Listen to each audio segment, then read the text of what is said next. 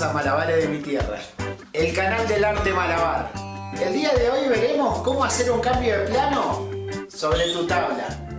Después mostraremos dos técnicas para poder bajar en tu rolabola. Y no nos olvidemos, equilibrio con un solo pie. Algunos tips para que lo logres fácilmente. Arranquemos con el tutorial.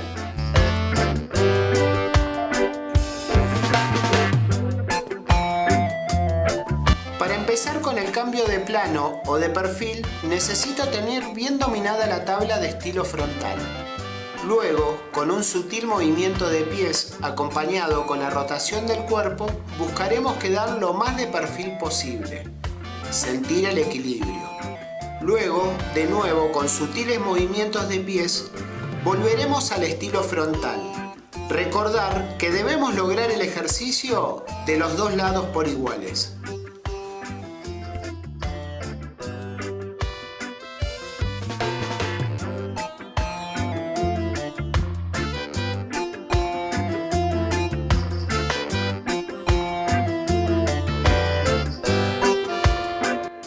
Volveremos a subir a la tabla estilo frontal y tenemos dos formas de bajar.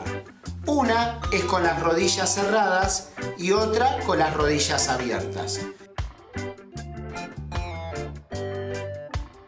La técnica de rodilla cerrada bajaremos más al nivel de la tabla, pero tendremos menos estabilidad. Y con la técnica de rodillas abiertas, tal vez bajemos menos, pero lograremos mayor estabilidad. Cuando estemos abajo, trabajaremos nuestro equilibrio en movimientos cortos o reducidos. Luego subimos.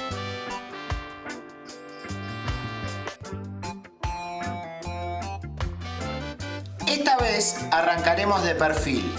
Cuando estemos arriba, debemos encontrar bien el equilibrio con el talón y la punta de los pies.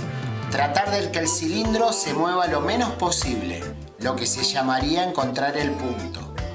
Cuando encontramos el punto, empezaremos a levantar un pie de la tabla, teniendo la idea de que un solo pie será el que nos va a dar la estabilidad. Practicar con un pie y con el otro. Ya con la técnica bien lograda, trataremos de agregarle la resistencia. Bueno, esto ha sido todo por hoy. Y si te gustó, dale like y agrega tus comentarios acá abajo, ¿no? Acá abajo, MDT, Malabares de mi Tierra. Suscríbete, pulsás y listo.